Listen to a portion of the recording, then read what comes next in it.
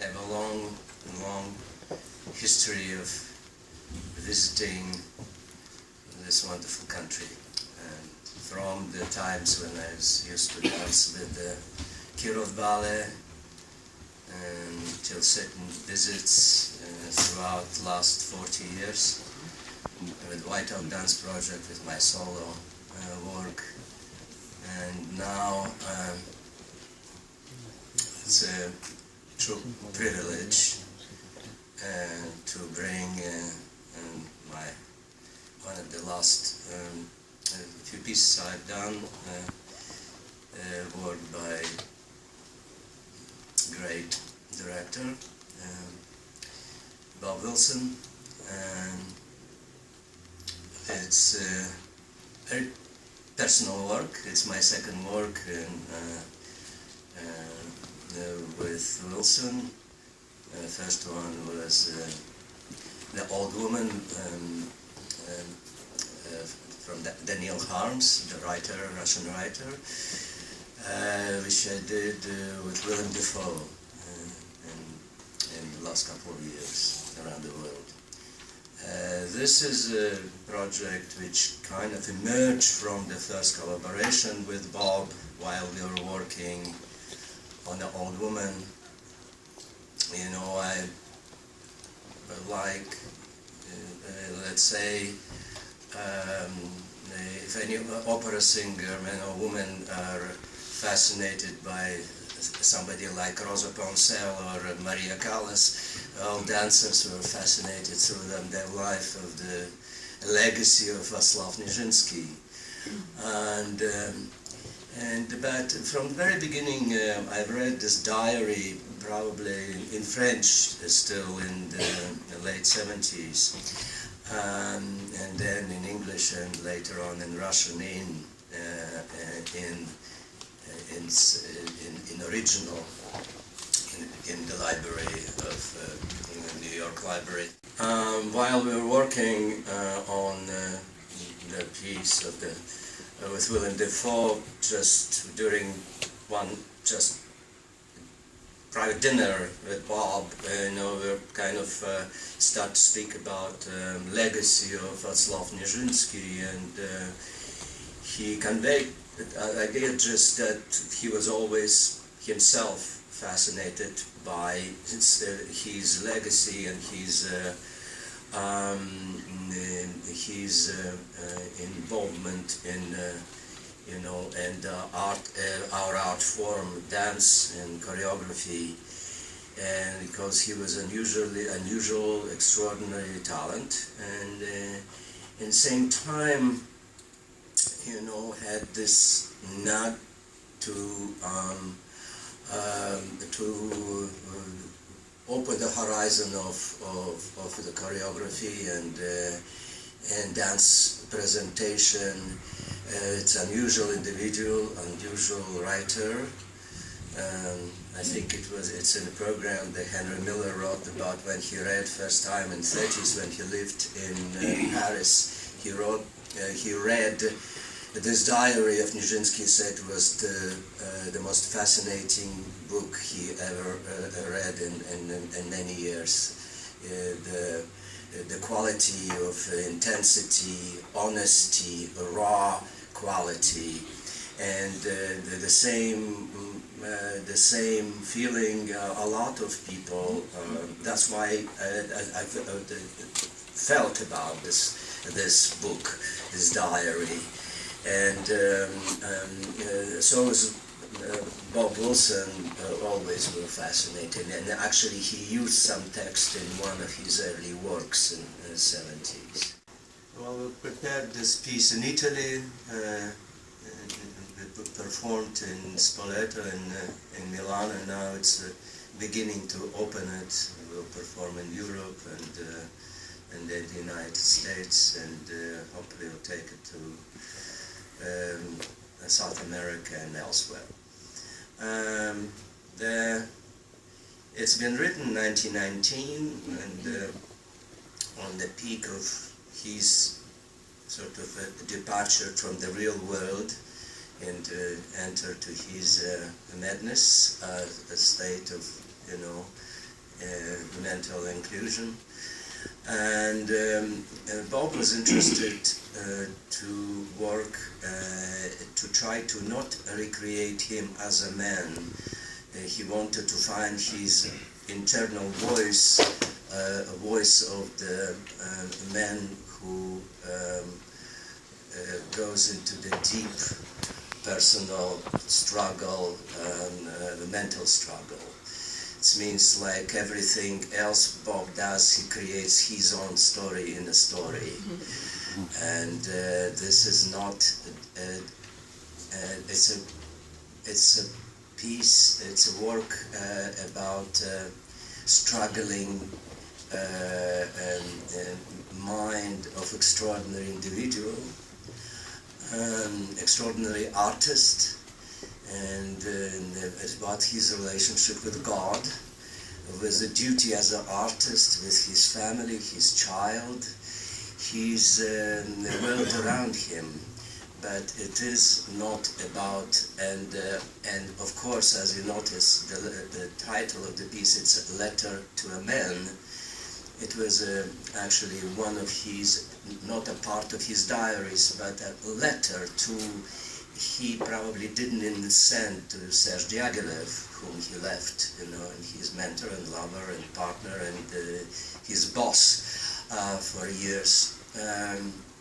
And that's why the whole thing starts, I don't want to call you by the man because you don't deserve your name, you know, and that's the whole idea about, it's a very honest and very raw discussion, internal discussion, which he put on those diaries, and that's what Bob Wilson were interested in.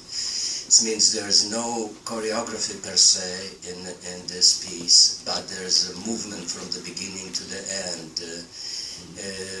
There's three voices, which Bob Wilson's voice, then the women's voice, it's great Lucinda Childs, if you know, she's a choreographer and artist and dancer and actor, which worked with Bob Wilson for many years, from Einstein to the beach, so many collaborations until very recent days, and she was our pair of eyes who observed and is involved in this process with Bob. Well, again, this is not a piece about dance by any means, you know. This is a piece about that brick of diaries, and it's a piece about Bob Wilson's fascination about the text and about relationship, internal relationship to this struggle of this man, and man's vision as a truly dramatic story of his life and his struggle. Maybe to jump ahead of the questions, I'd like to say that I will vote for Hillary Clinton, okay? That's for sure. Eliminate that part of it. Igual, para adelantarme a las preguntas, decirles que voy a votar sin duda alguna por Hillary Clinton. Ya no me hagan esa pregunta. That's evident. When I was probably 16 years old, I was studying in Vaganova Academy in Leningrad and St. Petersburg. One of the studies were stage acting, so-called, and I the first time was introduced to one of the famous Nijinsky roles, which is Petrushka. And I did a scene, famous scene in inside. It's a solo when Petrushka is alone, it's called. And it was one of the, of course, one of the, who knows this piece, one of the most difficult and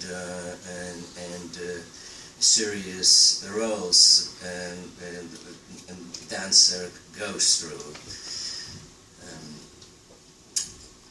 And that was my fascination as Nijinsky as performer grew, and then later on, and of course this piece was done by Mikhail Baryshnikov, the great Russian choreographer, and then Leselfid,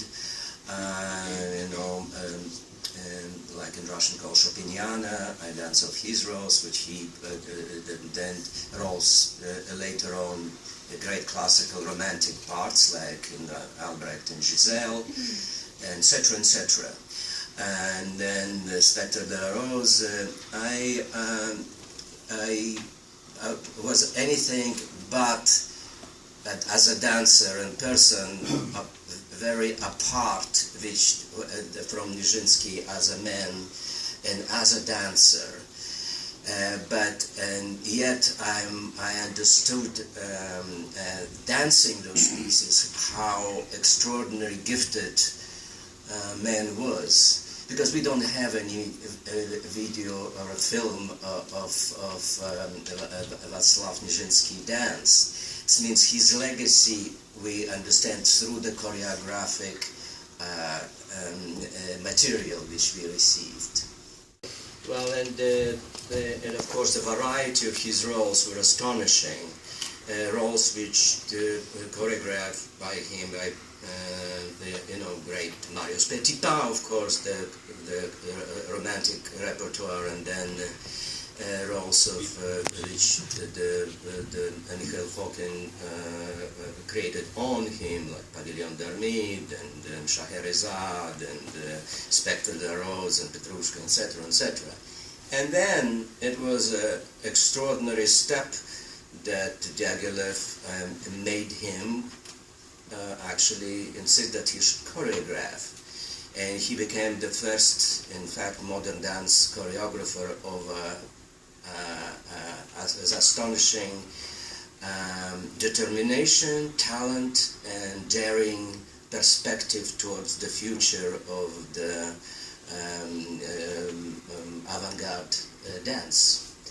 He's staging of L'après-midi d'enfant, and Debussy, he's staging of Sacre de Printemps. And he opened the door for all the modern dance choreographers, which was kind of from nowhere, this very shy and very unusual kind of looking man suddenly become this visionary for a future of our art, our choreography. Yeah, it's. I understood your question about the relationship of Bob Wilson, the way and why he decided to do this role with me, and same time, as I said in introduction, this is not a piece which we are doing about Nijinsky as a dancer and real personal tragedy, what happened with the Diaghilev's company and his marriage to Ramola Polsky and his departure, etc., all that grand scandal. But it is about, indeed, this book. And from the beginning, Bob said, I'm interested, and he's Daryl Pinkney, who is his dramaturg for many years, who worked also with us on The Old Woman. He was working on Nijinsky's diary. That we have to find, first of all, the dynamics of the body movement, which is, and we start to work sort of the same way on the old woman with Willem, that he gave us homework to interpret certain elements, and he introduces, because Bob is actually very few people a frustrated dancer himself, and he actually initiates movement when he asks you what I think, something like that, and then we take this movement and elaborate in our own vision, and then he kind of comes, him and Lucinda Charles comes and sort of cleans up the whole thing. And this is that's the way we worked. It is a story, and it's highly theatrical, but it's kind of certain recognizable qualities of Bob's work. It's white face. It is elements of a lot of dance forms, a lot of movement, and it is my voice in both languages, and in two languages, in English and Russian, goes over the collage of voices of Bob Wilson himself, Lucinda Childs, and my own. This means it's a kind of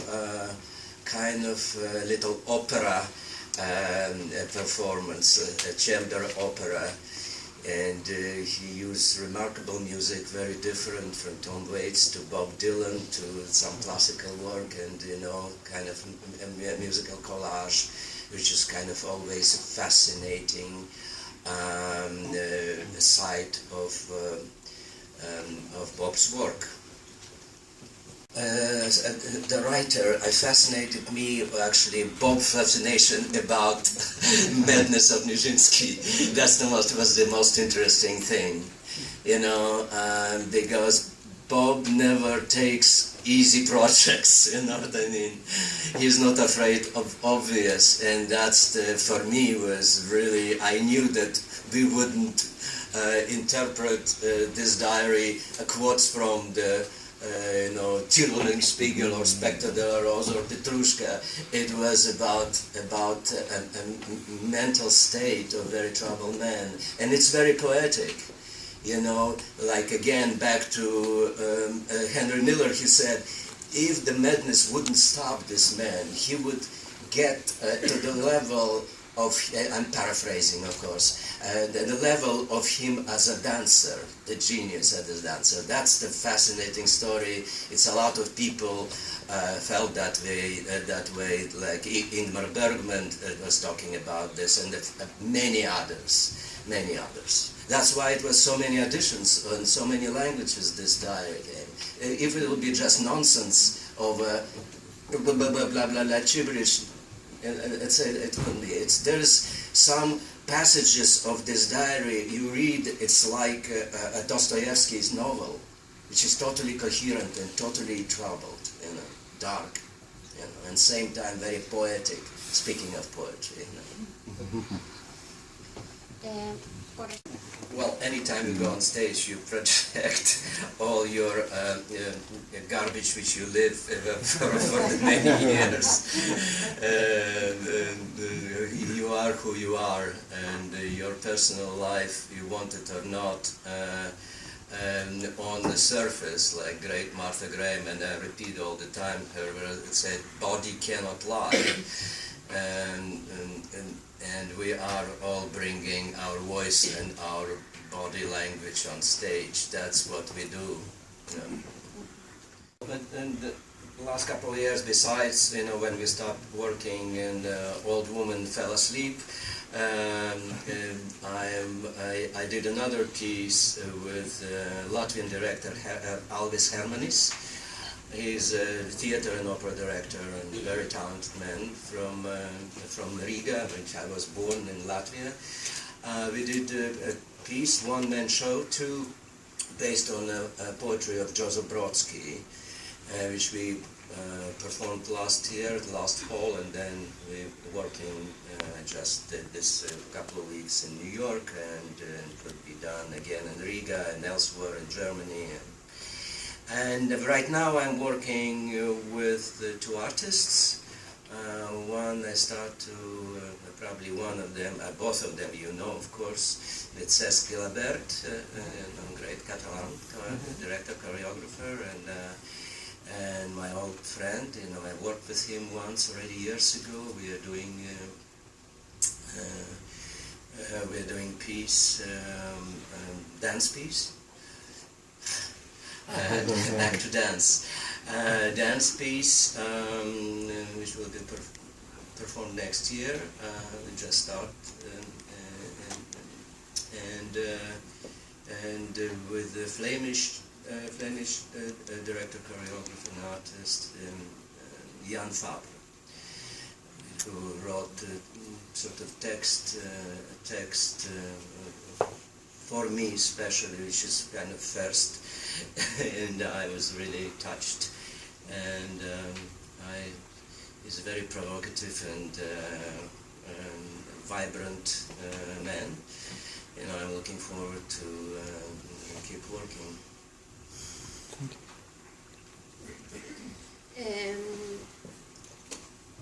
Bueno, en los 2 últimos años, coincidiendo con el trabajo con esta obra de The Old Woman Fell Asleep. She fell asleep, I said. Old woman fell asleep, that means we are not doing it anymore. She sleeps, or maybe she died, I don't know. Thank you. Probably she died. Después de poner a dormir, digamos, a la Old Woman, o bueno, es decir, que después de que abandonamos esta obra, dejamos de representarla, y por eso dice que se ha ido a dormir, o probablemente haya muerto, porque era una señora mayor. I miss her terribly. Aunque la echo mucho de menos, porque me encantaba. Pero bueno, empecé otro proyecto con el director de ópera y de teatro de Letonia, Alvis Hermanis,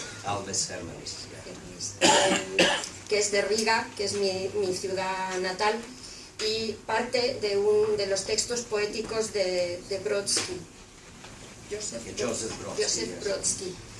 Y esta es la obra que empezamos a representar el año pasado y que acabamos de terminar de representar hace 2 semanas en Nueva York, y bueno, esperamos que pase también por otros lugares.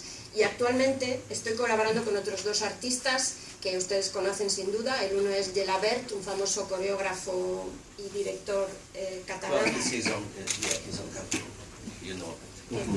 Ya lo saben, que tiene su propia This is your pride. Será seguro que están ustedes orgullosos de él. Es un viejo amigo, y hace años ya habíamos trabajado en otra cosa, y es un proyecto de danza, es decir, vuelta a la danza. Y el año próximo, de cara al año próximo, estoy empezando un proyecto con el director flamenco Jan Fabre, que ha escrito un texto especialmente para mí, cosa que me ha emocionado bastante porque es la primera vez. Jan Fabre es un hombre muy vibrante, muy provocador, y me encanta trabajar con él. Bob's theory generally about performing is he gives so much faith, he puts so much faith on the audience. And that's why he does not like traditional theater per se, in any form of traditional theater. He presents you, he takes the story, cuts this story in small, very small pieces, puts in a basket, do this, and like you make a salad, let's say, yes? And he asks audience create a story for themselves, personal, how they are catching all these elements, and while they are putting them together, something happens with the audience. You know, I know Bob's work for last just I have seen it and followed his work for the last 40 plus years. From 1974 probably I saw the first, his original version of Einstein on the Beach, and then later on, even in languages which I'm not entirely familiar, like let's say German, I understand a little bit, but I, or if it's a three-penny operas, or it is epos of Indonesia, or Shakespeare, or whatever, you are not the depth of the poetic vision of a writer and Bob Wilson.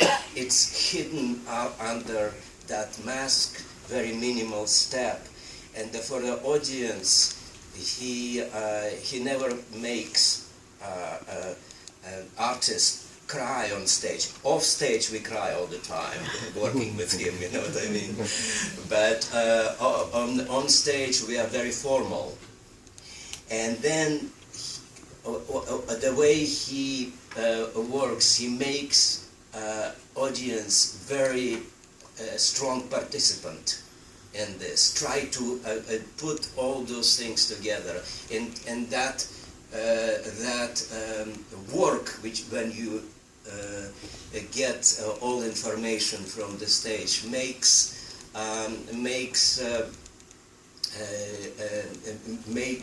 you vulnerable, involved, etc., etc.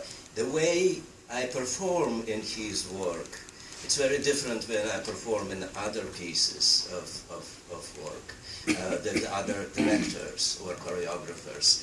I also try to interact certain internal, very precise ideas, but they are not connected. Like, in fact, that diary, there are some brilliant passages, but they are not connected with the other pages.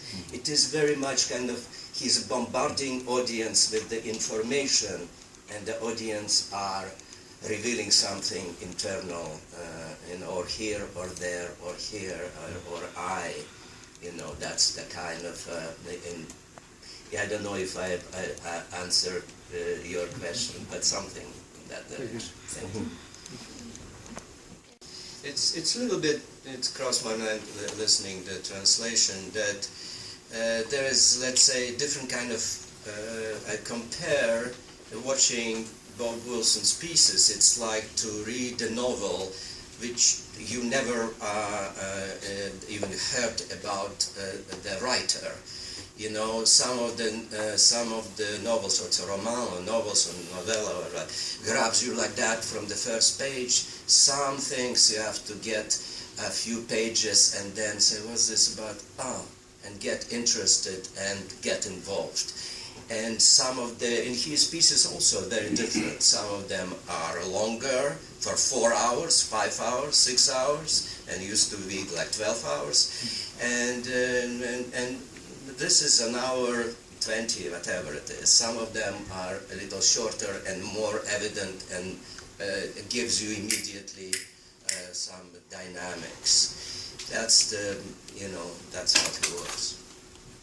Looks now, he just did his last piece was in Brazil. He made a piece on a great football player Garrincha. But it was not obviously an actor went with the football and kicked the football. Probably it was somewhere, but it was about his life, his marriage, his life from very poverty to get to one of the most extraordinary athletes of his time, and his decline. And there are certain parallels between Nijinsky and Garrincha, because they were all went on the totally peak in life and wealth, and recognition into the just end of the life. That's Bob Wilson, Socio-political motives are really very tightly tightly managed. You know, like there is certain passages of the diary which it actually not got into the things when Nijinsky says, I see the world without the borders, I see the free schools for all children, studying music, dance, literature. Socialists will understand me, but I'm not a socialist. You know what I mean? How one can put something, it sounds so modern, don't you think? You know, how one can write something like that with diagnosis of mental illness, you know, I mean, that's kind of strange, don't you think? What are you going to do with Cesar? What? What? Yeah. It is a musical, you know, composition from great minimalist choreographer Martin Feldman. He's an American wonderful composer who passed away probably in the 70s, late 70s or so. It's an hour work. It's a piano, just piano on stage. In Barcelona or in... Well, pretty much everywhere. I hope also in Madrid at some point. In Barcelona and in New York and a few other places. We are just starting, it's not really clear. Anything else?